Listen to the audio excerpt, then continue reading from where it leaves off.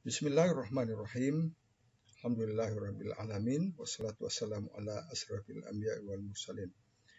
Kita lanjutkan perkuliahan kita pada pembahasan etika atau adab di dalam teknologi pertanian. Pada bagian yang kedua, penggunaan pupuk, adapun dalil yang mengharamkan penggunaan pupuk dari barang najis untuk tanaman atau kegiatan pertanian, dalilnya adalah dari hadis yang diriwayatkan oleh Ibnu Abbas radhiyallahu taala anhu. Ia berkata, "Kunna nukri arda Rasulullah sallallahu alaihi wasallam."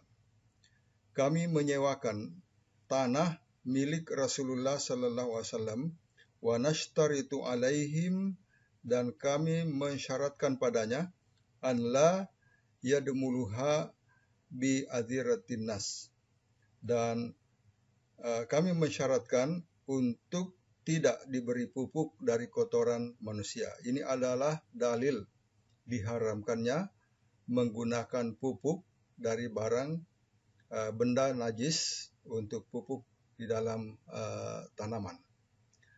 Jadi barang najis misalnya adalah kotoran hewan dari hewan yang dagingnya tidak dimakan oleh orang Islam, ya, misalnya, atau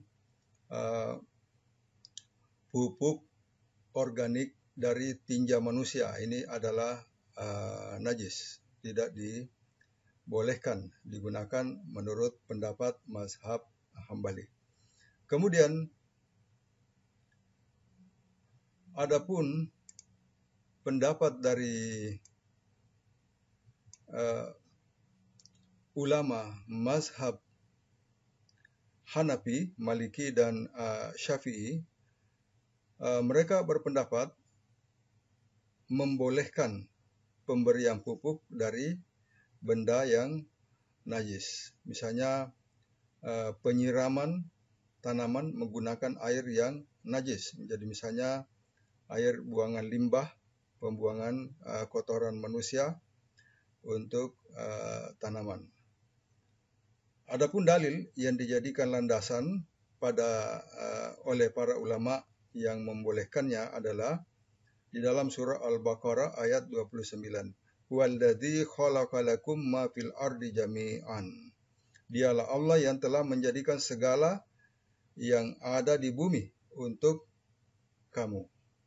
Jadi segala yang ada di bumi, ayat di sini menjelaskan bahwa segala sesuatu yang diciptakan Allah di atas bumi itu adalah halal untuk manusia, termasuk tanaman-tanaman, kecuali memang ada tanaman yang diharamkan oleh Allah untuk dikonsumsi. Jadi itu dalil yang membolehkan. Jadi tanaman atau sayuran katakanlah yang diberikan pupuk dari kotoran hewan yang dagingnya tidak boleh dimakan, maka pendapat ulama dari mazhab Hanafi, Maliki, dan Syafi'i itu membolehkan. Walaupun tidak ada treatment yang dilakukan, misalnya pemberian air yang bersih sebelum dipanen. Tapi untuk dengan memperhatikan unsur kehati-hatian, jangan sampai kotoran najis, jadi misalnya pada tanaman hidroponik, apabila menggunakan pupuk cair dari kotoran atau najis, maka untuk menghindari kehati-hatian, sebaiknya dicuci terlebih dahulu, dibersihkan dengan air yang bersih. Dan pendapat kami pribadi dengan melihat apa yang ada di lapangan, maka kami lebih condong kepada pendapat yang pertama, yaitu mengharamkan pemakaian kotoran atau pupuk dari pupuk organik dari kotoran yang tergolong najis. Adapun dalam suatu keadaan harus menggunakannya, maka itu tidak mengapa, namun harus ada treatment atau pencucian. Ya, pencucian atau pembersihan terlebih dahulu untuk membebaskan dari segala hal yang berbentuk najis. Kemudian pada kegiatan produksi ada kegiatan perlindungan tanaman. Kebanyakannya kegiatan perlindungan tanaman ini menggunakan bahan-bahan kimia. Ya, misalnya apakah itu pestisida atau insektisida atau bahan-bahan kimia yang digunakan di dalam pemberantasan hama dan penyakit tanaman. Selain itu, juga ada penggunaan enzim-enzim tertentu yang membahayakan. Jadi kita mengatakan bahwa apabila menggunakan pestisida, dianjurkan untuk menggunakan pestisida yang bersifat organik, ya, yang tidak membahayakan. Adapun pestisida yang membahayakan dan untuk tanaman-tanaman industri, misalnya tanaman untuk industri pakaian, industri papan, ini boleh-boleh saja. Namun untuk tanaman yang sifatnya tanaman semusim yang langsung dikonsumsi, maka pemakaian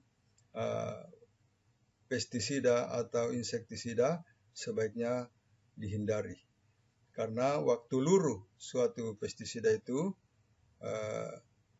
terkadang ada jenis-jenis tertentu yang waktu luruhnya cukup panjang, dan apabila masuk ke dalam sistem tubuh manusia, maka bisa membahayakan kesehatan manusia.